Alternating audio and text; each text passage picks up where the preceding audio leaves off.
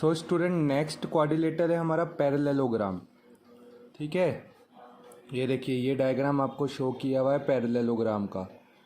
First point है two pair of opposite equal side, ये opposite side होती है वन और ये वाली टू, ए बी और डी सी अपोजिट है, ए डी और बी सी अपोजिट है, तो ये इसके इक्वल है, ये इसके इक्वल है। अपोजिट साइड्स आर पैरेलल, अब ये इक्वल होने के साथ साथ पैरेलल भी है। पैरेलल लाइन क्या होती है? जिनके सारे पॉइंट्स इक्वी डिस्टेंस हो एक दूसरे से। देखिए ये दोनों लाइनें किसी भी पॉइंट पे नहीं मिलेंगी, ये दोनों लाइनें किसी भी पॉइंट पे नहीं मिलेंगी, तो ये इक्वल भी होती हैं, पैरेलल भी होती हैं। ठीक है, उसके बाद opposite angle are equal, opposite angle equal होते हैं, ये एंगल इसके इक्वल, ये एंगल इसके इक्वल होंगे, बराबर होंगे। Angle D is equals to angle B, angle A equals to angle C. अगर ये 30 डिग्री है तो ये भी 30, ये 40 है तो ये भी 40, ऐसे।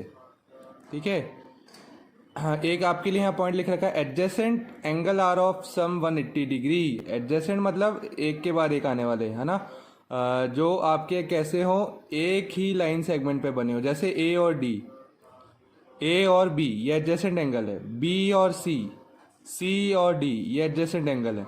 तो ए प्लस डी का जो सम होगा वो 180 होगा, ए और बी का सम कितना होगा 180 होगा, बी और सी का सम कितना होगा 180 होगा, सी और डी का सम कितना होगा 180 होगा। ठीक है, वो जो आपको बताया वो इस तरह से है। अब नेक्स्ट पॉइंट है बच्चों, अ प्रॉपर्टी ऑफ पैरेललोग्राम। ठीक है, opposite side of parallelogram are equal, ये हमने पढ़ लिया। Opposite angle of parallelogram are equal, ये भी हमने पढ़ लिया। Diagonal of parallelogram bisect each other, ये डायगोनल होता है अपोजिट पॉइंट को ज्वाइन करने वाली लाइन। तो ये जो डायगोनल है वो एक दूसरे को कट करेंगे, बाइसेक्ट करेंगे, है ना। बाइसेक्ट मतलब दो बराबर भागों में बांटना।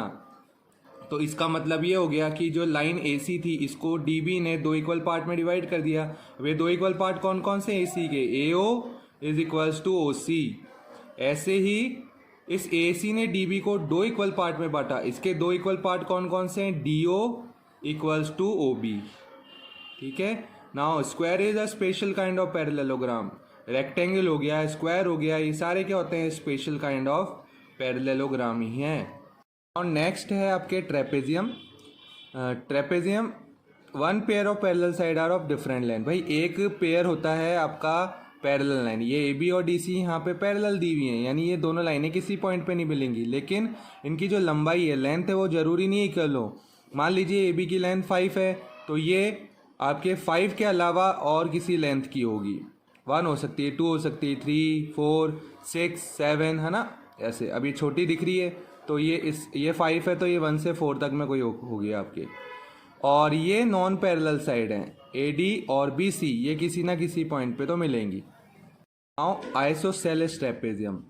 इन द ट्रेपेजियम ABCD, ये एक ABCD आपको ट्रेपेजियम दिया है, AB और DC तो पैरेलल साइड हैं और AD और BC बराबर। देखो जब नॉन पैरेलल साइड, ये नॉन जो किसी ना किसी पॉइंट पे मिले, अगर ये नॉन पैरेलल साइड आपके बराबर हो जाएं, जैसे यहाँ पे AD और BC नॉन पैरेलल साइड है, अगर ये दोनों की आपकी लेंथ एक जैसी हो जाए तो वो ट्रेपेजियम क्या कहलाएगा? आइसोसेलेस ट्रेपेजियम कहलाएगा। अब है kite. Okay, kite and V shape kite.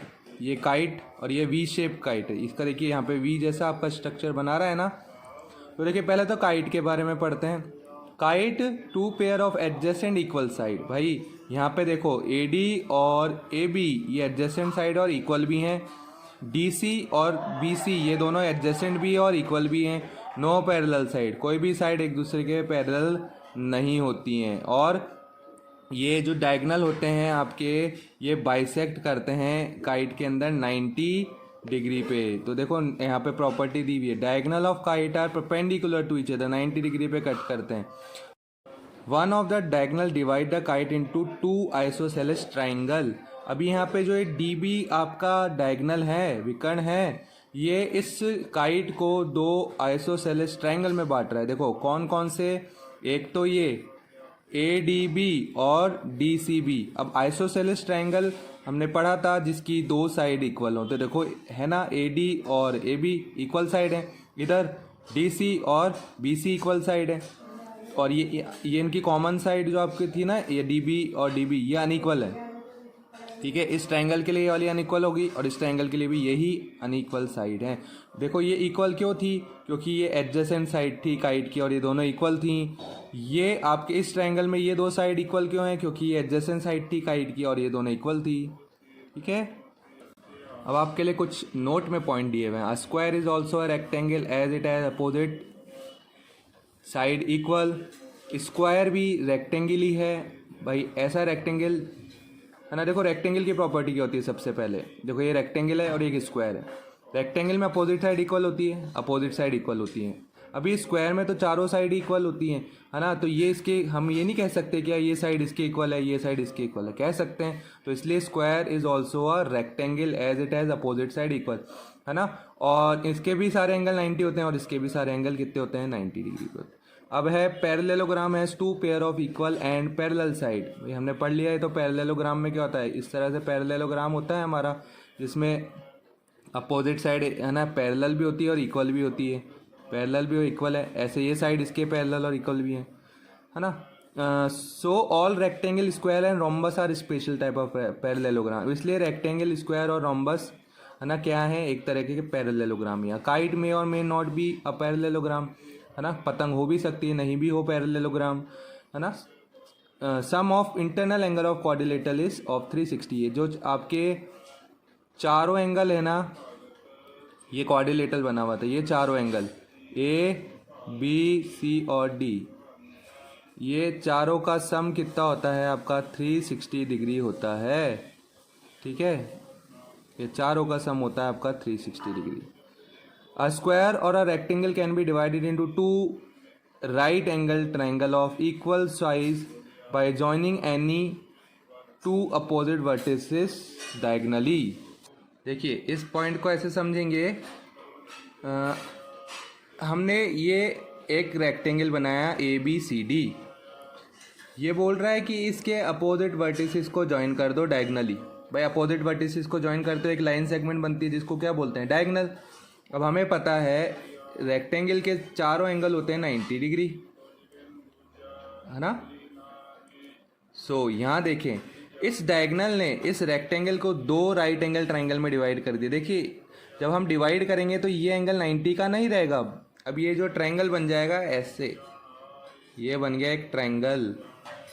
तो ये एंगल तो अब 90 से कम का हो गया है, ये भी 90 से कम का, लेकिन एक एंगल 90 का है। तो वो ट्रायंगल जिसमें एक एंगल 90 डिग्री का हो, वो त्रिभुज जिसमें एक कोण 90 डिग्री का हो, वो कहलाता है आपका राइट एंगल। तो देखो ये भी राइट एंगल है और इसमें भी एक 90 डिग्री का एंगल आ रहा है, तो ये भी राइट एंगल ट्रायंगल है। ये कहना चाह रहा है opposite angle of parallelogram are equal. ये हमने प्रॉपर्टी में ही पढ़ लिया था पैरेललोग्राम की कि अपोजिट एंगल इक्वल होता है।